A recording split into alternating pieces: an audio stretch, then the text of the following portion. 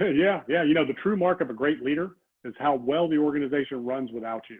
So if you've truly done your job, you should be able to walk away at any time, and that organization arguably should run better without you than it does with you there. Once you have these systems in place, that doesn't mean, you know, the mantra today, everybody wants to work 2 hours a week and have a 7-figure business. That's just not reality. You still have to keep an eye on your business. You still have to be dialed in unless you turn that over to somebody and you're just totally out and you're an absentee owner. But if you're the leader, if you're the face, man, you got to be all in all the time, and you got to have the right people in the right place with the right direction and the right systems to be able to execute the right processes and procedures in the company. And, you know, the equivalent would be if you've got 5 properties and you want somebody to manage them, it'd be like, you know, hiring somebody and saying, hey, here's all my houses, go manage them.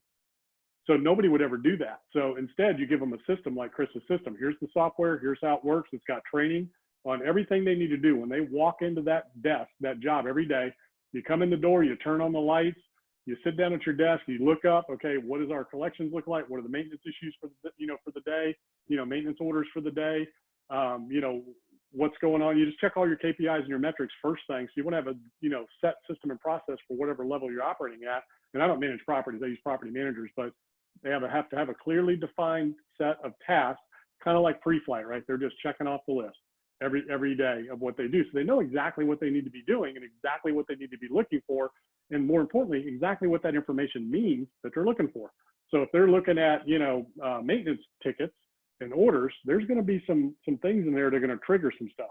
So they need to know what that information means. You know, if you're getting multiple calls on a house because of plumbing, and was it the plumbing or the people in there, right?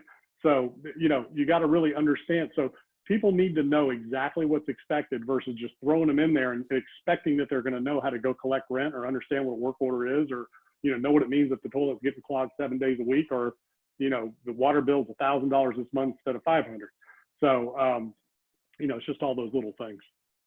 I like the Southeast for a lot of reasons. Number one, net migration. Number two, taxes. Number three, weather. You don't have a lot of the winter weather, harsh weather issues that you have to deal with in other parts of the country.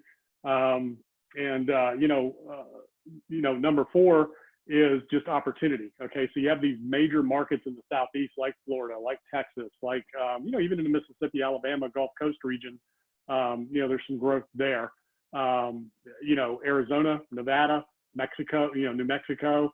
So you want to look for those, and then obviously regulatory environment.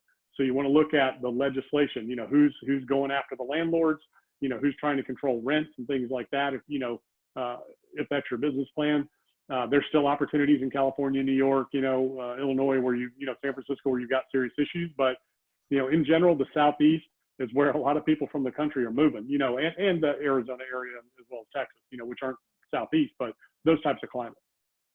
Yeah, I just don't know Louisiana. I'm not sure that's a big, I'm not sure what the growth looks like there. I do like New Orleans. And I know there's some things going on there, down in the areas that were hit hard by Katrina. I think that's starting to rebound a little bit.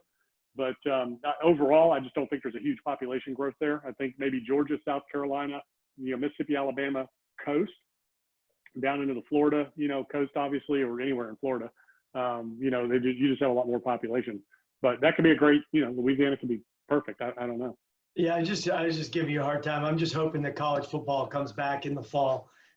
I think it will. Student rentals, however, that's a tricky space right now.